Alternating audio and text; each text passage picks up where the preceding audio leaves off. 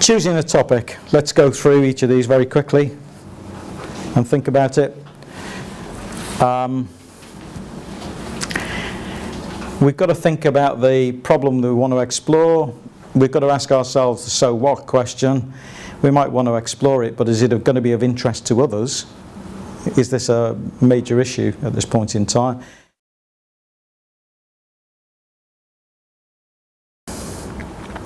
Developing a research question. In qualitative research, we might ask people about their experiences and what their experiences were like, or we might ask how people create meaning in a particular context or a particular circumstance. So those sort of questions are pretty important to ask. We could also ask why questions about motivation, but those are examples, the what and the how.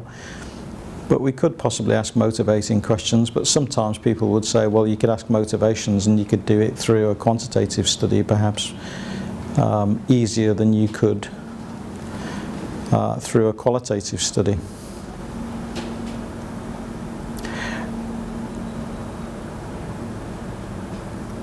There are some things we call rhetorical markers, where we want to understand something, we want to understand what the person, the voice that we're interviewing is telling us, and we might probe them by laddering questions in a particular way to explore the underlying meaning of what they're saying, because we want to make sense of what they're actually telling us. So we'll go deeper into the discussion and we'll just keep probing and probing. So it's the way we ask questions is important in qualitative research.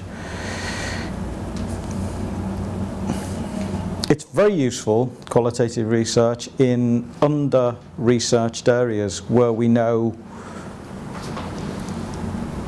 very little about the issues or the things that are at play in the research.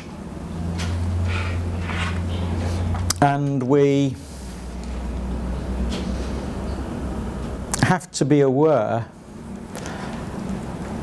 that the way we design the study has to be congruent with the methodology and the method that we choose. So the methodology, for example, if it's interpretivism that we're interested in, then, and we see a world of multiple realities and so on and so forth, then we need to be thinking about how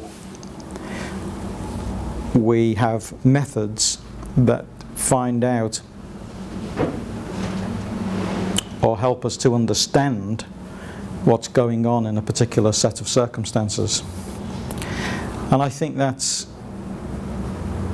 sometimes straightforward and sometimes more difficult to do, because there are different types of methods that we might apply. Let's have a look, continuing the research question line. Here's a couple of questions, and we often start with this broader focus. And then as we start to generate some initial data, we might start to narrow it down.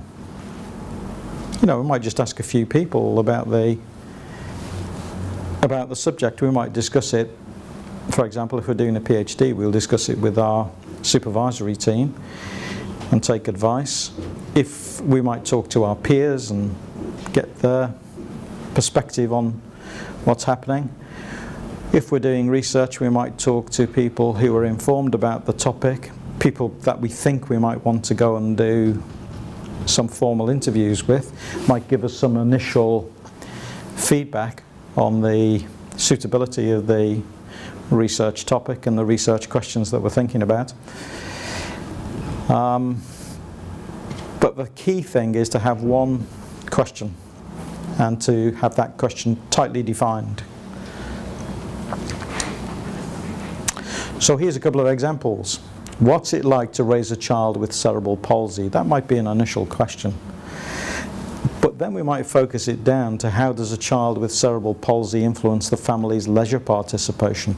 So that's far more focused now, because we're focused on how this impacts on that child's life, and particularly the leisure activities. So we've focused it down from the general to the particular. Another example in a business context: what gives an organisation an advantage over its competitors? General sort of question.